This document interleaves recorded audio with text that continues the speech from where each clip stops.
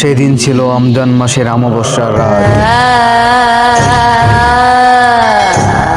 আমি এই রাতের কথা কখনোই বলতে পারবো না, কারণ এই রাতে ঘটে যায় আমার জীবনের সব থেকে ভয়ঙ্কর ঘটনা। আমরা গ্রামে থাকি, আর আমাদের গ্রামে একটা পুরাতন স্কুল ছিল, আর আমাদের এলাকার যতগুলো বন্ধু ছিল সবাই মিলে তারাবি নামাজ পড়ার পর সবাই একসাথে মিলে সেখানে ফ্রি ফায়ার খেলতাম। আর স্কুলটা ছিল খুবই পুরাতন, কারণ এই স্কুলটা 1998 সালে বন্ধ করে দেওয়া হয়েছিল।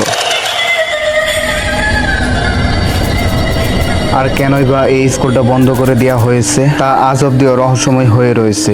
আর এই স্কুলটা রয়েছিল একটা নিরিবিলি জায়গায়, সেখানে খুব কম মানুষ আসা যাওয়া করতো। এছাড়াও এখানে ফ্রি ফায়ার খেলার জন্য সব থেকে ভালো নেট পাওয়া যেত, আর এই জন্যই মূলত সবাই মিলে এখানে ফ্রি ফায়ার খেলতাম। একে তো এখানে নিরিবিলি জায়গা, তার উপরে নেট ভালো পেত। আর তোমরা তো জানোই, একসাথে 7-8 জন যদি ফ্রি ফায়ার খেলতে যায় সেখানে কিন্তু অনেক আন্ডাওলা এবং বিশৃঙ্খলা হয়। আর তার জন্য কিন্তু এই বন্ধ স্কুলটাই ছিল সব থেকে বেটার।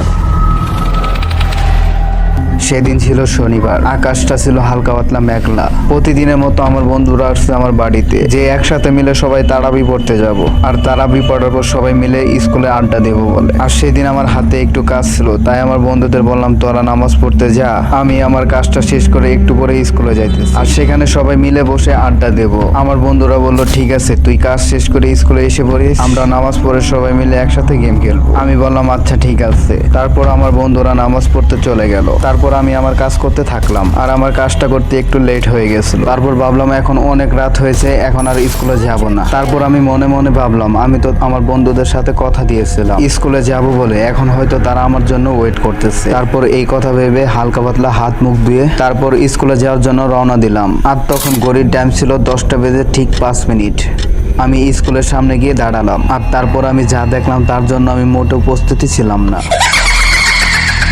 কারণ এটাই যে আমি এত কষ্ট করে রাত্রেবেলা এসে দেখি কোনো ফ্রেন্ড আমার জন্য ওয়েট করে নাই। তারপর আমি ভাবলাম হয়তো তারা সাইডে আছে, আমার সাথে মজা করতেছে। তারপর আমি গেটের উপর দিয়ে স্কুলের ভিতরে ঢুকে পড়লাম।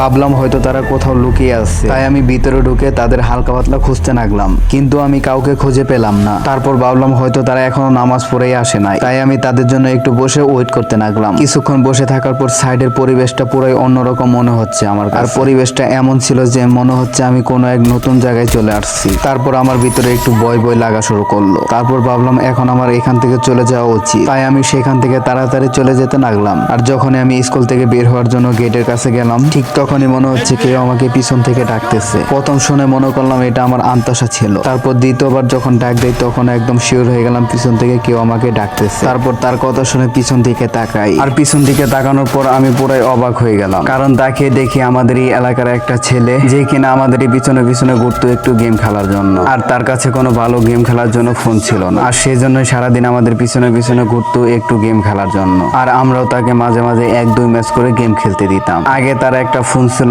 সিম্ফনি 1 GB র্যামের, সেটা দিয়ে এখন আর গেম খেলা যায় না। আর তারপরে চাইলেও সে নতুন ফোন কিনতে পারে নাই, কারণ তাদের আর্থিক অবস্থাটা ভালো ছিল না। কিন্তু এটা মূল বিষয় ছিল না, আমি তাকে দেখে এই জন্যই অবাক হই যে তার হাতে একটা নতুন মোবাইল, তাও আবার দেখে মনে হচ্ছে মোবাইলটা অনেক দামি। তারপর আমি তার নাম ধরে বললাম কিরে নতুন ফোন কবে কিনলি? সে কোনো জবাব দিল না। তারপর আবারও নাম ধরে বললাম কিরে নতুন ফোন কবে কিনলি? আমাদের তো জানাইলিও না। তারপর সে জবাবে বলল কিনছি কোনো এক সময়। তারপর আমি বললাম ফোন কিনছস, ভালো করছস, এখন থেকে আর পিছনে পিছনে ঘুরতে হবে না। এই কথা বলার পর ওই আমারে তুই করে বলতেছে চল কাস্টম খেলি। আর এই কথা শোনার পর আমার রাগও উঠতেছিল, আবার হাসিও পাইতেছিল। আর রাগ উঠতেছিল এই জন্য যে সে আমাদের সবার থেকে ছোট ছিল এবং সবসময় আমাদের বন্ধুদের পিছনে পিছনে ঘুরতো, সে কিনা আজকে আমাকে তুই করে ডাকতেছে। আর হাসি পাচ্ছিল এই জন্য যে সে ছিল একটা বট, সে আমাদের মধ্যে সব থেকে খেলা কম পাইতো। তারপর আমি হালকা হাসি দিয়ে বললাম তুই আমার সাথে কাস্টম খেলবি? তুই তো 7-0 কাস্টমে হারবি। আমি তোর সাথে কাস্টম খেলে শুধু শুধু আমার কাস্টম কার্ডটা হারতে চাইতেছি না। তারপর আমি আবারও বললাম চল জায়গা। তারপর সে উত্তরে বলল কাস্টম কার্ড আমি দিমু, তুই গেমে ঢুক। তারপর তার কথাটা শুনে আমার মাথা তো পুরাই গরম হয়ে গেল। এমনিতেই তুই তুকারি করতেছে, তার উপর বড় হয়ে কাস্টম চ্যালেঞ্জ। তারপর আমি বললাম তুই কাস্টম বানা, আমি গেমে ঢুকতেছি। তারপর আমাকে কাস্টম বানিয়ে সে অ্যাড দিল।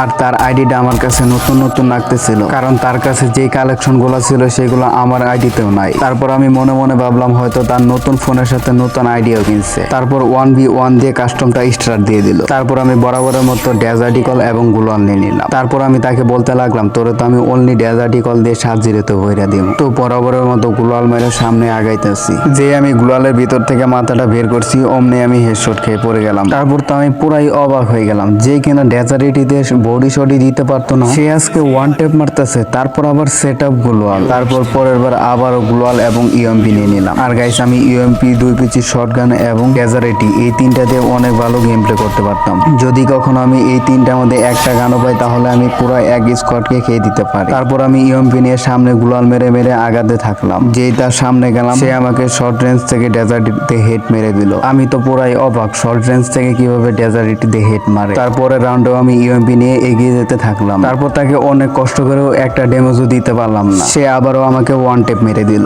আর সে এভাবে আমার কাছ থেকে 6টা রাউন্ড জিতে নিল। আমি নিজেকে বিশ্বাসই করাইতে পারতেছি না, 6টা রাউন্ড এভাবে আমি হেরে গেলাম। আর গাইস একটু পরে যা ঘটেছিল তার জন্য আমি একটু প্রস্তুতি ছিলাম না। তারপর আমি 7 রাউন্ডের সময় একটা গ্লোয়াল এবং M8087 তাছাড়াও একটা MP40 নিয়ে আগাতে থাকলাম। তারপর আমি তার কাছে গিয়ে আমার সর্বোচ্চ মুভমেন্ট দেখাতে শুরু করলাম, যেন আমি আমার গ্লোয়াল থেকে শরীরটাই বের করতেছি না। আর তার উপর রাশ করে ফেললাম। তার গ্লোয়াল স্পিড এতটাই বেশি ছিল যে আমি তাকে টাচও করতে পারতেছি না। আর তার মুভমেন্ট স্পিড এবং গেম খেলার স্কিল দেখে মনে হচ্ছে যে বিটুকে ভিনসেন্জো আসলো তাদেরকে 7-0 হারিয়ে দেবে। এতটা তার মুভমেন্ট স্পিড ফাস্ট ছিল যে আমি তাকে একটা টাচও করতে পারি নাই। তারপর সে বরাবরের মতো আবারও আমাকে ওয়ান টেপ দিয়ে মেরে ফেললো। আর সে ম্যাচটাও ঘুরে পেয়ে গেল। তারপর আমি মনে মনে নিজেকে নিজে বললাম, এইভাবে সবাইকে বট বলা ঠিক না। তারপর আমি যেই পিছন দিকে তাকালাম, আর যেই আমি তাকালাম, তাকানোর পর তো আমার মাথাটা পুরোই ঘুরে গেল। কারণ পিছন দিকে তাকিয়ে দেখি কেউ নাই, শুধুমাত্র সে যেখানে বসেছিল সেখানে তাজা রক্ত পড়েছিল। আর আমি তো রক্ত দেখে খুবই ভয় পাই। চিৎকার মেরে যখন আমি স্কুল থেকে বের হতে গেলাম